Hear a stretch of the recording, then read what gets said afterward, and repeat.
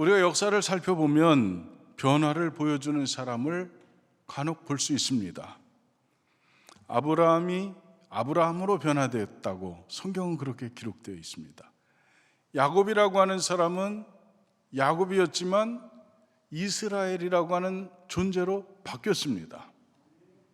고기잡이 시몬은 시몬이었지만 주님을 만나서 베드로가 되었습니다. 사울은 그릇된 열심의 사람이었지만 참 진리이신 예수 그리스도를 만나서 그는 기쁨의 소식 복음을 전하는 바울이 되었습니다. 그들에게는 이런 변화의 어느 한 시점이 있었던 거죠. 변화가 그들의 삶 속에 분명히 존재했던 거죠. 여러분도 그런 변화의 삶이 여러분에게 있기를 축복합니다. 사도들의 시대가 지난 후에 사도의 시대를 이은 것은 교부의 시대입니다. 예수님의 직계 제자들이 사도라면 그 사도들의 제자가 교부죠. 그 교부들이 사도의 시대를 이었는데 교부들 중에서 가장 극적인 변화를 보여준 사람은 어거스틴이라고 저는 생각합니다. 어거스틴, 너무나도 유명하고 너무나도 출중한 인물입니다. 그런데 어거스틴은 회심 이전의 어거스틴과 회심 이후의 어거스틴은 전혀 다른 존재입니다. 17살 때 타가스테의 유학을 떠났는데 이 타가스테의 유학을 떠나서 그는 한 여인과 육적인 사랑을 하게 되었습니다. 우리가 생각하기에 엄청나게 타락한 것 같은 생각이 드는데 사실은 그맘때는 다 이성에 대한 끌림이 있는 시기이기도 합니다. 그런데 어거스틴은 주님을 만나고 난 다음에 이 지극히 당연한 인생의 흐름을 그는 더 나은 것으로 바꾸고 싶었던 지금 현재의 삶을 보면서 과거까지도 그는 새롭게 하고 싶었던 열망이 있었던 것 같습니다. 19살 때부터 29살 때까지 무려 10년 동안 그는 만이교에 심취해 있었습니다. 그리고 이후에 이어진 플라톤 사상에 대한 심취는 이 어거스틴을 끊임없는 방황 속에 몰아넣었습니다. 그러나 그의 어머니 누구죠? 모니카. 그의 어머니 모니카는 기도의 어머니로 아들을 위한 기도를 포기하지 않았습니다. 그 모니카의 남편은 이런 사람이었습니다. 방탕한 사람이었고 그는 언제나 출세지향적인 사람이었습니다. 그러니까 그 사람은 모든 사람, 수단과 방법을 가리지 않는 아주 매정한 사람일 수도 있었습니다. 이렇게 예수 믿지 않는 이렇게 방탕하고 그리고 출세지향적인 이런 남편과의 갈등 속에서 아들 어거스틴을 위해서 기도한다고 하는 것은 참으로 힘들고 어려운 일이었지만 그러나 하나님의 사람 모니카는 아들 어거스틴을 위해서 날마다 기도했습니다. 그러니 삶의 변화가 그냥 이루어진 것이 아니고 삶의 변화 안에는 어떤 자양분이 있었다는 거죠. 그것을 저는 기도라고 생각합니다. 여러분도 기도하시기를 바랍니다. 384년 30세가 되어서 어거스틴은 밀라노로 이주했는데 밀란에 온 어거스틴을 기다렸던 사람은 모니카와 암브로시우스 감독이었습니다. 어거스틴은 수사학에 관심이 많았습니다. 사람들을 감동시키고 그리고 이렇게 이해를 시켜내고 설득을 할 수 있는 수사학에 어거스틴은 관심이 있었는데 그 수사학의 관심 때문에 암브로시우스의 설교를 듣게 되었습니다. 그러다가 하나님께서는 그 어거스틴의 이 세속적인 동기를 거룩한 목적으로 선용하셨다, 그렇게 되어 있습니다. 어거스틴의 동기는 비록 선하지 못했지만 그러나 암브로시우스의 설교를 들었던 어거스틴의 마음속에는 변화가 일어나기 시작했습니다. 그래서 그의 영혼은 치료받기 시작했고 얼마 후 밀란의 한 정원에서 극적인 회심을 경험하게 되었습니다. 그는 이렇게 기록하고 있습니다. 나는 여전히 죄의 노예라고 생각했기 때문에 비참한 가운데 계속 부르짖었다. 왜 나의 추악한 죄들은 끝나게 하지 않으십니까? 나는 이렇게 자문했고 마음속에 가장 쓰라린 슬픔을 품고 줄곧 울고 있었다. 그때 갑자기 가까운 집에서 나는 어린아이의 노랫소리가 들렸다. 들고 읽어라, 들고 읽어라. 나는 홍수처럼 흐르는 눈물을 억제하며 서 있었고 이것은 성경을 펼쳐 나의 눈길이 닿는 첫 구절을 읽으라는 하나님의 명령이라고 스스로에게 말했다. 낮에와 같이 단정하게 행하고 방탕과 술 취하지 말며 음란과 호색하지 말며 쟁투와 시기하지 말고 오직 주 예수 그리스도로 옷 입고 정욕을 위하여 육체의 일을 도모하지 말라. 로마서 13장 13절로 14절의 말씀입니다. 나는 더 읽을 필요가 없었다. 왜냐하면 그 문장의 끝에 이르자 그것은 눈 깜짝할 사이에 나의 마음 안에 넘쳐 들어오는 신앙의 빛 같았고 의심의 모든 어두움을 사라지게 만들었다. 이 말씀이 어거스틴을 바꾼 것입니다. 어거스틴의 회심은 그의 오랜 신앙적 육체적 방황을 종식시켰고 그의 진정한 인격적 변화를 경험하게 했고 세상의 야망을 포기하게 만들었습니다. 387년 부활절에 세례를 받았고 395년 그는 목사로 감독으로 선출된 후에 430년 임종할 때까지 그가 교회사에 남긴 족적은 참으로 경이적인 것이었습니다. 과장인지는 모르겠지만 어거스틴 이후의 기독교 사상은 어거스틴의 사상에 주석을 다는 것에 불과했다. 그래서 어거스틴 이후의 모든 기독교 사상가들은 어거스틴의 사상을 빗대어서 그들은 연구할 수밖에 없을 정도로 어거스틴은 그렇게 기독교 사상에 지대한 공헌을 한 사람이었습니다. 그의 삶을 바꾼 것입니다. 여러분, 우리에게도 이러한 삶의 변화가 나타날 수 있다고 저는 믿습니다. 그래 여러분의 삶 가운데 이러한 아름다운 변혁이 나타날 수 있기를 주님의 이름으로 간절히 축복합니다.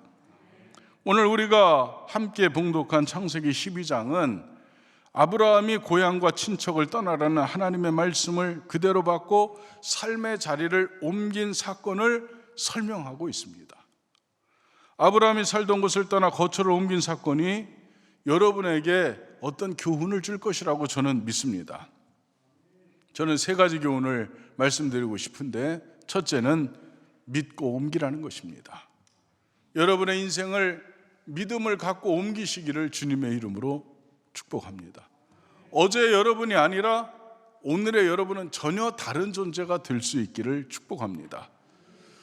세상과 짝하고 그리고 세속에 있는 사람이 아니라 예수 그리스도 안에 있는 그리스도의 사람이 될 수 있기를 축복합니다.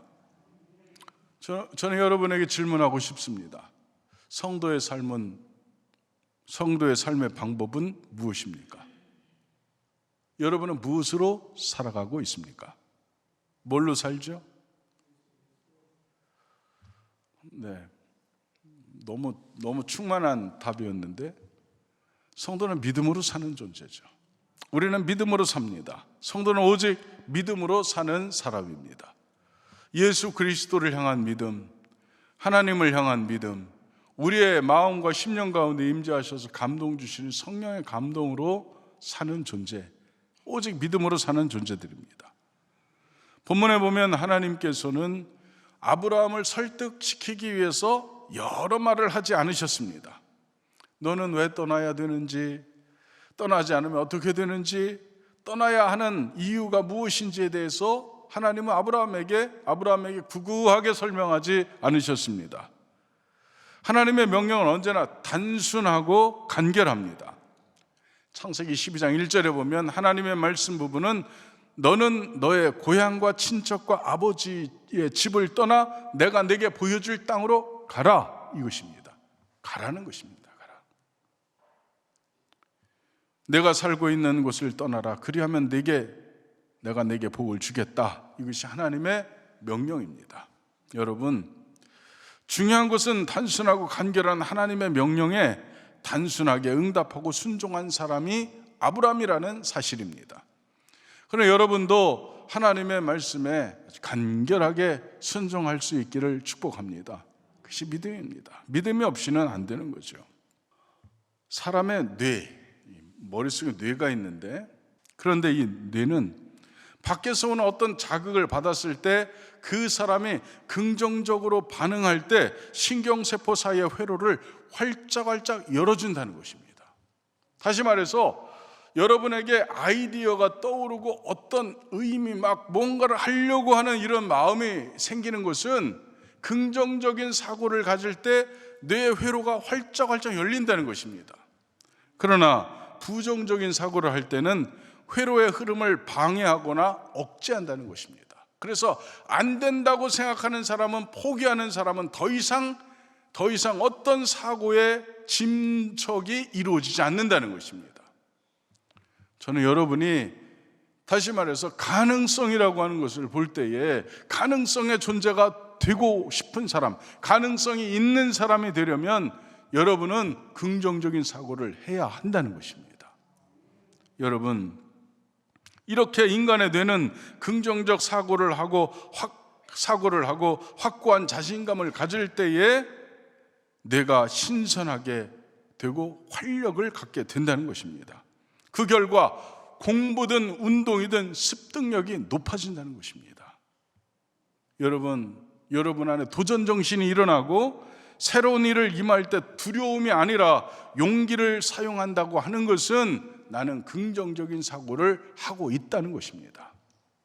여러분은 어떠한 새로운 일을 만날 때 두려움이 앞섭니까? 아니면은 용기가 앞섭니까? 대답이 없지만 여러분은 용기가 앞서는 사람들이 되시기를 주님의 이름으로 축복합니다. 긍정적 사고는 그런 역할을 하는 것입니다. 우리는 여기서 중요한 사실을 알아야 하는데, 그것은 믿음은 많은 것을 긍정적으로 만들고 수용하게 된다는 것입니다. 아브라함이 그 대표적인 사례입니다. 아브라함은 하나님의 말씀과 명령을 그는 믿었고 수용했습니다. 그 결과 그는 살고 있었던 곳을 떠날 수 있었습니다. 다시 말해서 새로운 삶의 지평을 열 수 있는 사람이 되었다는 것입니다. 믿음의 사람들은 사건을 해석할 때 대부분 긍정적으로 보고 이해한다는 것입니다. 그리고 여러분, 긍정적 사고, 그것을 여러분은 감당할 수 있기를 바랍니다. 그러나 믿음이 없는 사람은 대부분 어떤 문제 앞에서 부정적이고 결단을 내리지 못한다는 데 문제가 있는 것입니다. 여러분은 아브라함처럼 행동할 수 있습니까? 여러분은 아브라함처럼 행동하겠습니까? 그런 분들이 될 수 있기를 주님의 이름으로 축복합니다. 두 번째는 꿈을 가지라는 것입니다. 다시 말해서 비전을 가지라는 것입니다. 여러분은 꿈과 비전의 사람이 될 수 있기를 축복합니다. 히브리서 11장을 보면 살던 곳을 떠났던 아브라함의 행동을 이렇게 설명하고 있습니다. 히브리서 11장 15절로 16절 말씀 보면 이렇습니다. 함께 우리 봉독하시겠습니다. 그들이 나온 바 고향을 생각하였더라면 돌아갈 기회가 있었으려니와 그들이 이제는 더 나은 본향을 사모하니 곧 하늘에 있는 것이라. 이러므로 하나님이 그들의 하나님이라 일컬음을 부끄러워하지 아니하시고 그들을 위하여 한 성을 예비하셨느니라. 아멘. 아브라함은 다시 고향으로 돌아갈 수 있었습니다. 아브라함이 가진 게 뭐가 있습니까? 이리 옮기고 저리 옮기고 기근 만나서 애굽 내려갔다가 다시 올라오고 그렇게 이리저리 그냥 텐트 치면서 방황하는 삶을 살았습니다. 그럼에도 불구하고 아브라함은 하나님의 언약의 말씀을 붙잡고 꿈을 갖고 그곳을 떠나지 않습니다. 그는 고향을 떠나면 하나님이 준비하신 새로운 땅이 있다는 그 꿈 때문에, 비전 때문에 고향을 떠나는 순종을 할 수 있었습니다. 그러니 여러분도 그런 순종을 할 수 있기를 주님의 이름으로 축복합니다. 여러분, 꿈을 갖고 살아가는 사람의 길은 언제나 열려 있습니다. 아브라함이 75세에 하란을 떠났다고 했습니다. 아브라함 몇 살에 죽었을까요? 아브라함은 175세를 살았습니다. 그러니까 하나님께서 아브라함을 불러내서 몇 년 동안 하나님이 아브라함으로 하여금 꿈의 길을 걷게 하셨습니까? 100년 동안 걷게 하셨습니다.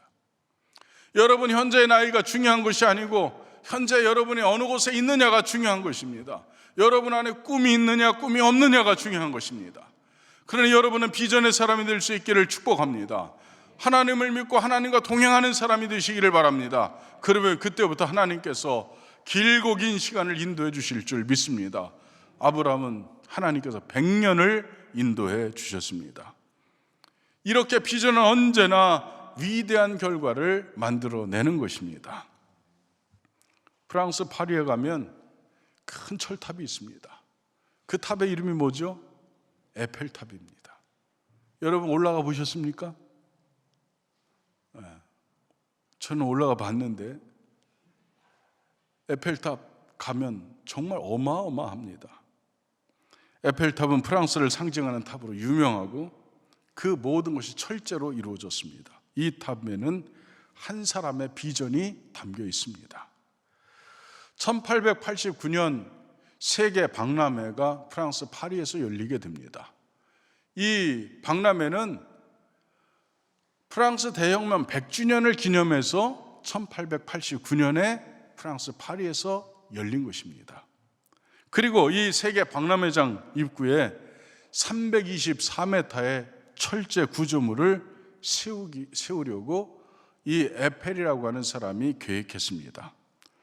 구스타프 에펠은 프랑스 젊은이들에게 꿈과 비전을 주자고 그렇게 말하면서 에펠탑을 철제로 세우자고 그렇게 제안했습니다. 제안했을 당시에 정부와 의회 그리고 그 당시 프랑스 지식인들의 일제히 반대하고 일어났습니다. 절대로 안 된다는 겁니다. 이 고색창연한 예술의 도시 파리에 돌로 만드는 것도 아니고 어떻게 쇳덩어리로 그렇게 높은 쇳덩어리로 그렇게 만들 수 있느냐. 반문화적이고 야만적인 행위라고 그들은 반대했습니다. 그러나 구스타프 에펠은 물러서지 않고 정부와 의회 의원들을 설득했습니다. 그리고 이 탑을 시외 프랑스 파리의 도시 외곽에 세운다고 하는 것과 임시로 세운다고 하는 조건 두 가지를 조건을 받고 허락을 받았습니다. 임시로 세우겠습니다. 프랑스 외곽에 세우겠습니다. 이 두 가지 조건으로 허락을 받아냈습니다. 에펠은 323m의 이 에펠탑이 세워지자 하늘을 찌를 듯이 솟아있는 에펠탑은 파리 시민들의 긍지와 자부심으로 자리 잡기 시작했습니다. 에펠이 쌓아놓은 철탑은 이제 세계의 명물이 되었고 파리를 찾는 사람들, 관광객들의 명소가 되었습니다. 에펠탑은 지금도 철거되지 않고 있습니다. 여러분, 꿈이 있는 사람은 언제나 위대한 일을 만들어내는 줄 믿습니다. 그것이 어떤 재료인가가 중요한 것이 아닙니다. 그가 어떤 꿈을 갖고 있는가가 중요한 것입니다. 여러분도 꿈을 갖는 사람이 되시기를 바랍니다. 그러면 여러분은 위대한 일을 이루어낼 수 있을 것이라고 저는 확신합니다. 꿈이 있는 사람은 믿음이 있습니다. 믿음은 우리를 앞으로 가게 합니다. 그래서 히브리서 11장 1절과 2절은 이렇게 말하고 있습니다. 믿음은 바라는 것들의 실상이요 보이지 않는 것들의 증거니 선진들이 이로써 증거를 얻었느니라. 아멘. 보이지 않지만 그들은 그것을 보았습니다. 그러니 여러분도 꿈을 가지시기 바랍니다. 꿈은 보이지 않지만 그 꿈을 가지고 있는 사람을 통해서 그가 가지고 있었던 꿈은 현실로 반드시 나타나게 되어 있습니다.